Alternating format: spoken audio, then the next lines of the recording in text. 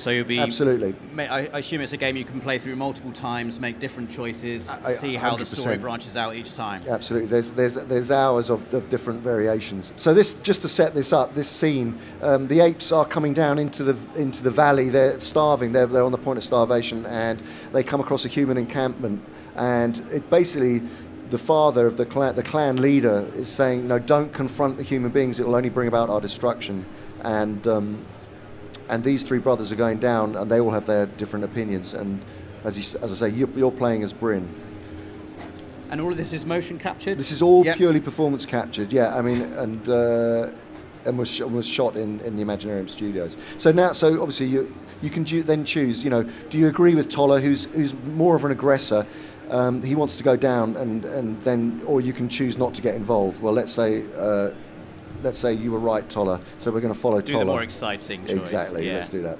How have you found that performance capture has evolved over the years? Obviously, you were heavily involved with things like Lord of the Rings back in the day, and it's really kind of exploded since then, and it's now very prevalent in video games as well. What's it like now working and seeing performance capture appearing in games like this now? It must be really exciting. It's thrilling, because it really does prove that performance capture sits right in the middle of transmedia storytelling, and can be used, as I say, in so many different platforms now. And it's acted performances which have great levels of. Hold on, okay. So we must not take them. So you can either choose to come back, or this will be easy. Let's say this will be easy. Let's be more aggressive here.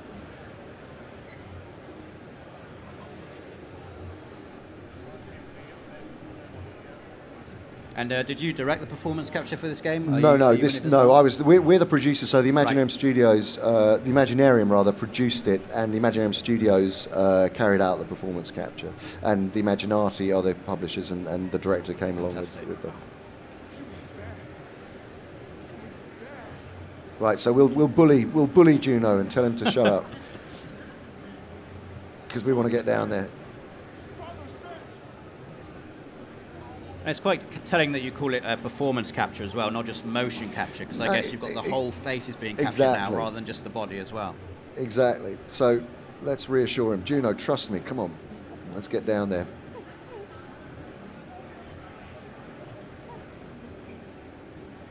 It's also nice to see a game within the Planet of the Apes franchise that isn't massively action-based. It is very story-based. It's all about the decisions and the emotion behind those decisions as well. And you can play, you can play, as I say, it's a multiplayer game which opens it up hugely using player link. And the idea is to move quickly, and you can override people's decisions. So it becomes about, ultimately when you're playing, and it really is a multiplayer game.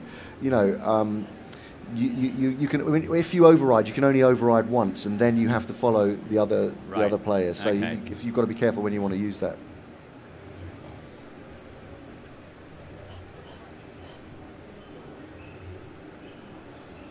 Let's deal with the humans. We're doing a very aggressive. We're going straight for it here.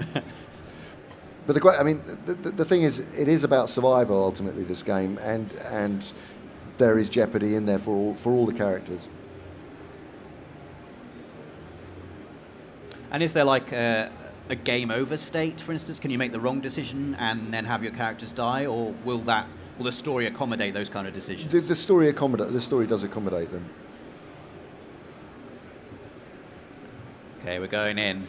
I mean, it is a very moody kind of, immersive game, which kind of does require an environment that's going to support that. So this is perhaps the best one for this, but it really is.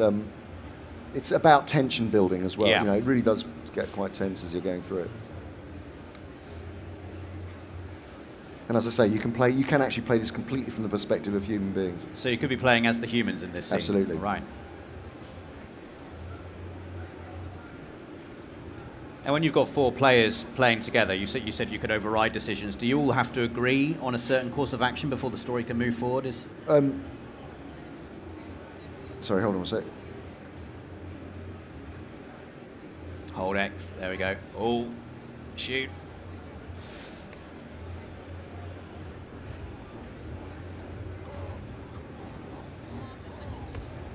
Wow. Do we want to stop? No, we don't. We don't want to stop.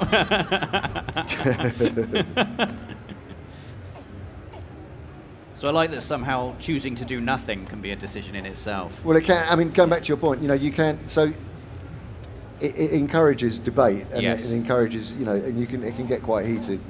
In instances like that, you've got a very short time limit in which Exactly, to make your decision, exactly. so So it's going to put a lot of pressure on. Yeah, puts pressure on. I mean, it's different as a single play, but.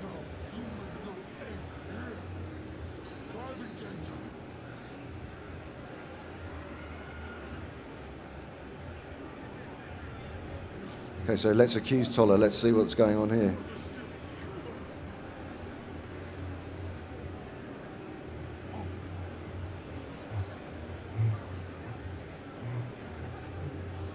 And so if you'd have played this cautiously, could there be a situation where there's no kind of conflict here at all?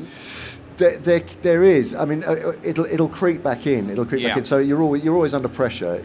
It'll just takes you down a different route. Yeah, you know? yeah. But there, yeah. I mean, the jeopardy comes with the disagreement within the group. Sure.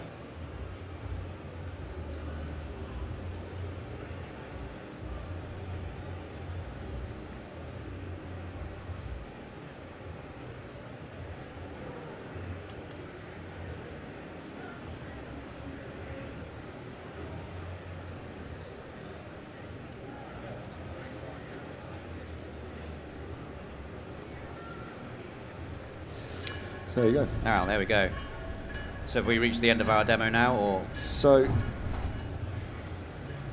this is going into the human camp now. Oh, okay. Mikey, what happened?